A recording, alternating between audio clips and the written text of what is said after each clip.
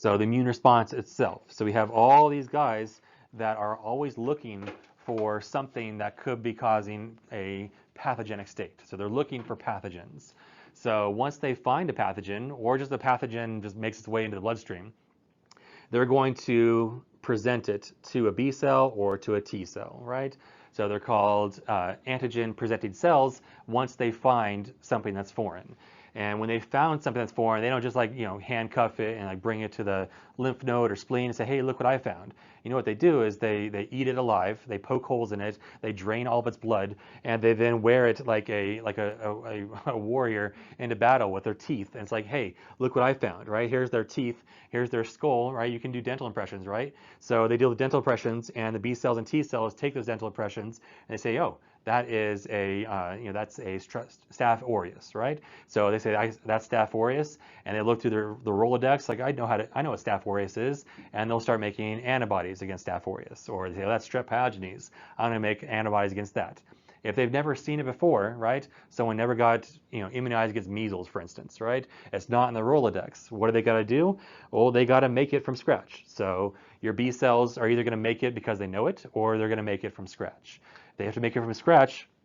It's going to take about 7 to 21 days to make it from scratch, right?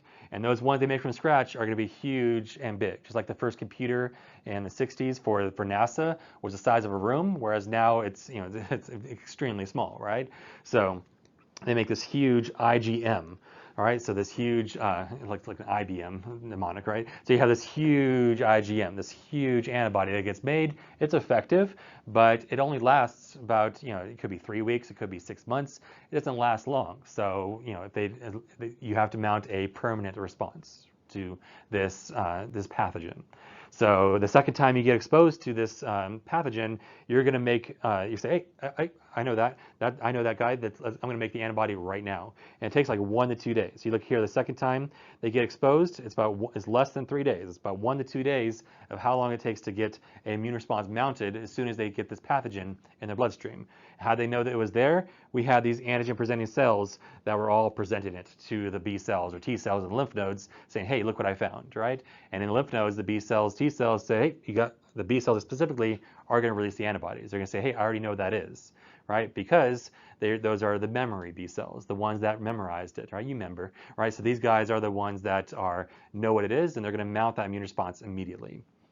Okay, so that's the benefit of like vaccination and such, because they already know it. Or if they've been exposed to it before, they could mount a response, but it might not be an effective response. They could mount antibodies, but the antibodies they mount, or the exposure they had before, like they only got exposed to a little bit of COVID instead of the all COVID, right? Or they only got exposed to a little measles or the all measles. So, and of course there's variants, there's all kinds of other fancy stuff that can happen too, right? Because not every antibody is specifically designed for a specific variant of a bacteria. Like there's MRSA and there's MISA, right? So methicillin-sensitive Staph aureus is methicillin-resistant Staph aureus. It's still Staph aureus, but there's more toxicity or virulence with one compared to the other. Okay, so that's the idea with immune response. The antibodies get pushed out, whether it be 7 to 21 days or 1 to 3 days, whether they know it, which is memory cells, right? Or they don't know it, just your regular plasma B cells. Okay, it's ultimately the plasma cells that release the antibodies, but memory cells, when they see it, they divide into plasma cells and they'll start releasing antibodies.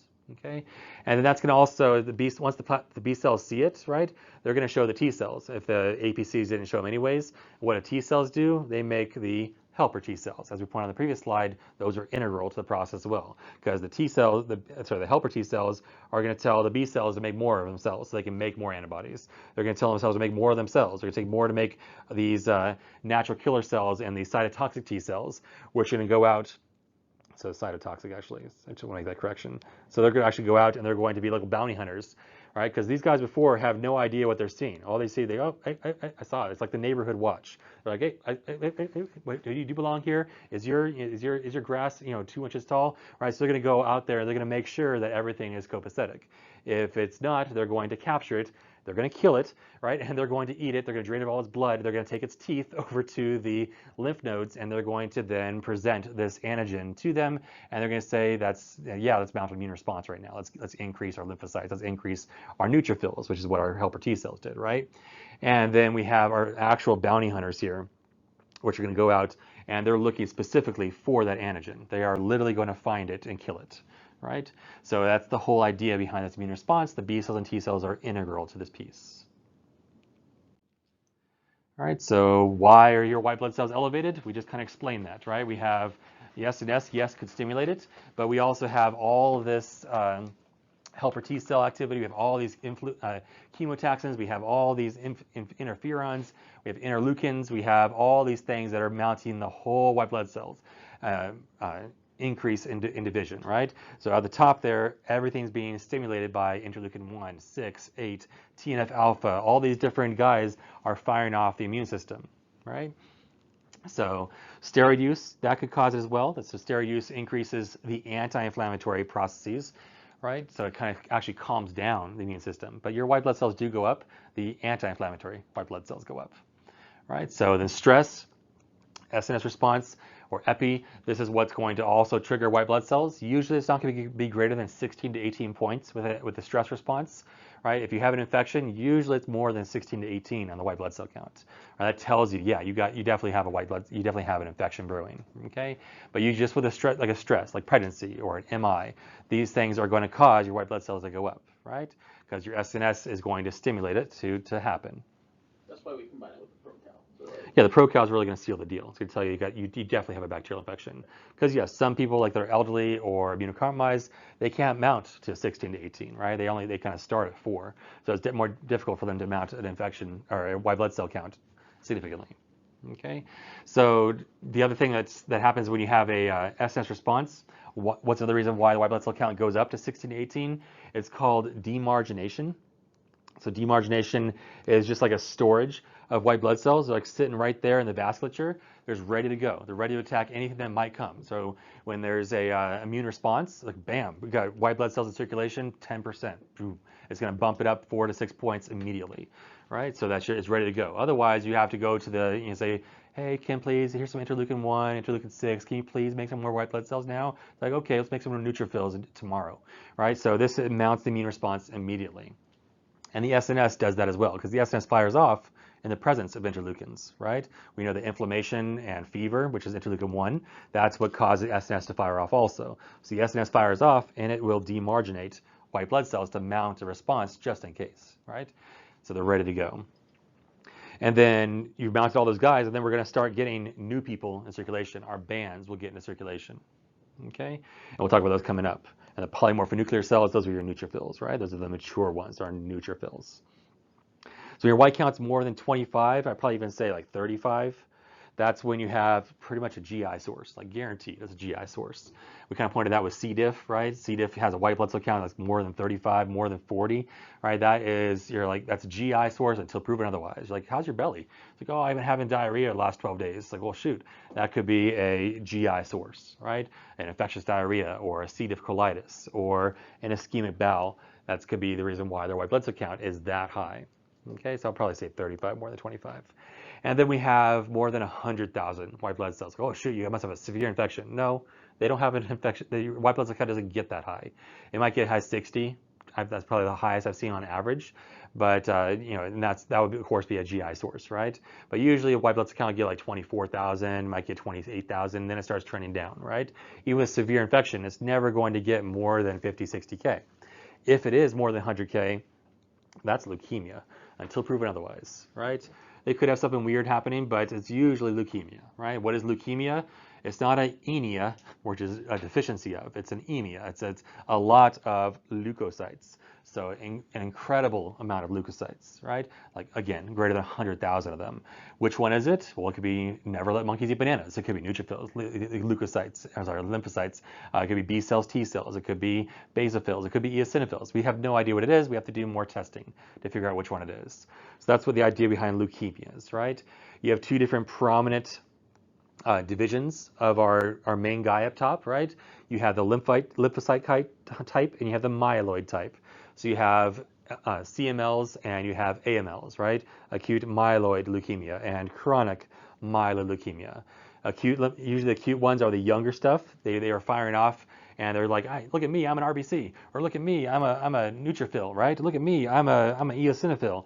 But these guys up top that are increasing an immense amount do not know how to neutrophil, basophil, or eosinophil. So they're actually functionally immunocompromised because yes, their white blood cell count's incredibly high, but they don't work. They are there's like everybody driving grandma's car, a whole bunch of 4-year-olds and 6-year-olds driving all these grandma's Cadillacs on the freeway. It's like you can fight that infection, they don't know how to pull over, right? So that's what like an acute leukemia would be. Same. Which is the worst? Which one was the worst one again? I mean, anything acute is worse, is bad. The bad one is in the one in the center right here, the chronic lymphocytic leukemia, CLL, because it can blast Christ to anything. It can go anywhere. So that's one of your worst leukemias to get. All right. So you have ALLs, AMLs, CMLs, CLLs, and we have a whole lecture on that you can dab into if you want to. But in the ICU, really what you're worried about is if you see a white count more than 100K, you're like, it's leukemia. We need to get a hematologist involved. What are we doing about this? Okay. And then you have like multiple myeloma. Just bring it up because multiple myeloma can cause renal failure.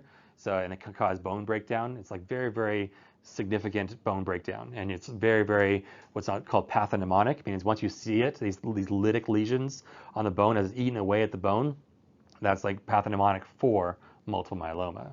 Right? Multiple myeloma is just where you're making so many antibodies against something that's not there. It's literally schizophrenia of the bone marrow. They're making all these fighting off an infection that doesn't exist. So it's like, oh, why do you make it? Why are you going overtime? It's like, oh, don't you see that infection? No. Then they keep making these extra antibodies. Okay. And when your white blood cell count is greater than 100K, that can be just like with polycythemia. It can clog all of your vasculature and cause MIs, strokes, or thromboembolic events. So bandemia. So bandemia is when you have a elevation of bands. All right. So you have emia. We have a whole bunch of bands that are happening. Normal is about 3 to 6% of your neutrophils. Right. The neutrophils are 60% of my white blood cells. But when I have bandemia, I have more young cells compared to old cells. Right. Or it's going up. Okay. So there's my 60%, and then I have a lot of bands. So this patient's actual neutrophil percentage is 75%. 75% of the white blood cells are neutrophils, and which ones are bands? 10%. And that means they've increased the young amount of white blood cells. All right, they changed the draft age from 30 to 18, and to get more people to fight the war. Okay, so we've gone back in time.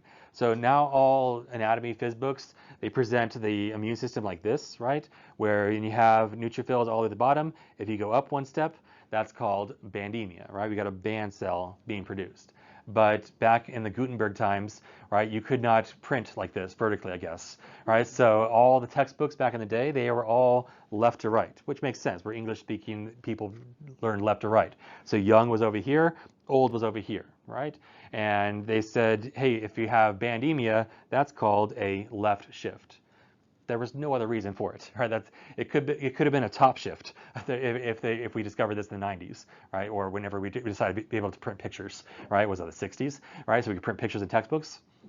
So it's called a left shift is when we go to having more bands being developed. And we know that bands are nice and smooth, whereas our older people are segmented or polymorphonuclear. Okay, so you got young and old neutrophils. You got polymorphonuclear versus monomorphonuclear. Okay, we have segmented versus non-segmented. So that's just old textbooks. That's the reason why we call it left shift. There's no such thing as a right shift or a top shift or bottom shift or diagonal shift. It's just only left shift, right? So if you say right shift, so you're going to get a lot of looks. You can't make it up. Like what right shift? What the heck are you talking about? I mean, you have old olds. What does that mean? Okay, so it's just young white blood cells are being brought into circulation because you have a severe infection. So neutropenia. So neutropenia is penia meaning weak, right? So I have weak neutrophils. Well, I don't have weak neutrophils. I have low neutrophils. And when a white count is less than 4K, what's the normal percentage of white blood cells for neutrophils? Neutrophils make up what percentage of white blood cells? 60%, right? So if I'm 4K, 60% of 4K is a lot less than 60% of 10K, right? So it can get lower and lower and lower. It can be 1K white blood cells. So what's 60% of 1K? 600, right? So that's my absolute neutrophil count. My ANC is my total white blood cells and the percentage of neutrophils, right? So if my ANC is less than 1,000, technically I need reverse isolation or protective isolation, right? So we need to get some protective isolation going. Once our ANC falls below 1,000, you can look at the CBC with diff and see what the amount of neutrophils are, right? It'll say, hey, you got 82% of your neutrophil count, or you have someone that has a severe infection, the neutrophil count's like 42% because they've used them all up. Okay. The only caveat there is we talked about bands and neutrophils, and unfortunately our lab won't add them together for us. They want us to add them. So there's segs and bands, right? So segs are your segmented polymorphonuclear neutrophils, and bands are your young neutrophils. And you add those together, and that's your percentage, right? So if a band's a 10 and neutrophils a 50, that's 60%, right? So I have 60% of my total white blood cells. That's going to be giving me my absolute neutrophil count. And when it's less than 1,000, you're high risk for infection. Less than 500, we got to pump the brakes, and everything is, you absolutely need to stop visitation. You need to actually very, very well consider giving like prophylactic drugs like antifungals to get them under control, okay, to make sure they don't get an infection. And then the other piece that would really seal the deal that would absolutely need to do this is if they had a fever of any sort. So that's called a neutropenic fever.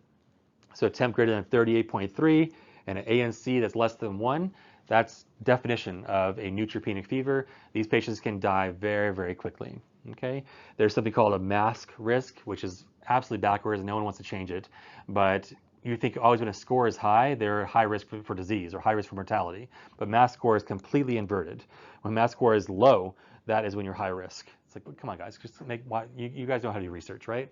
So it's backwards. But it tells you, hey, do you have a fever? Do you have hypotension, right?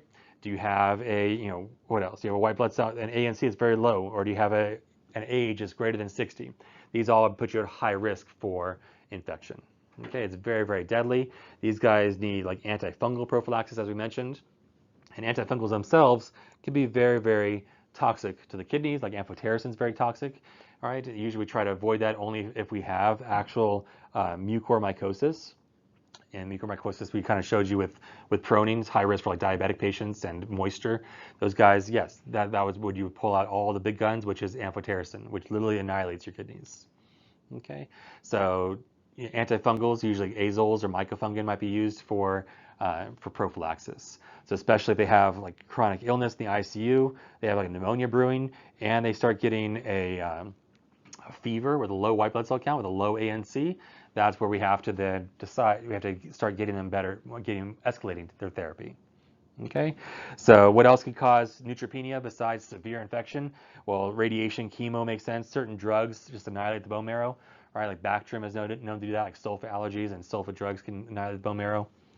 Right, like linezolid can annihilate it, and certain beta-lactams might, but that's to be alert for, and that's why you kind of involve pharmacy and say, hey, is there anything drug-wise that could be making my patient's bone marrow be suppressed, right? Because usually if you have neutropenia, you might have also thrombocytopenia and anemia. So they could have, worst case scenario, they could have a cancer brewing or a cancer metastasis that's causing disruption of my bone marrow.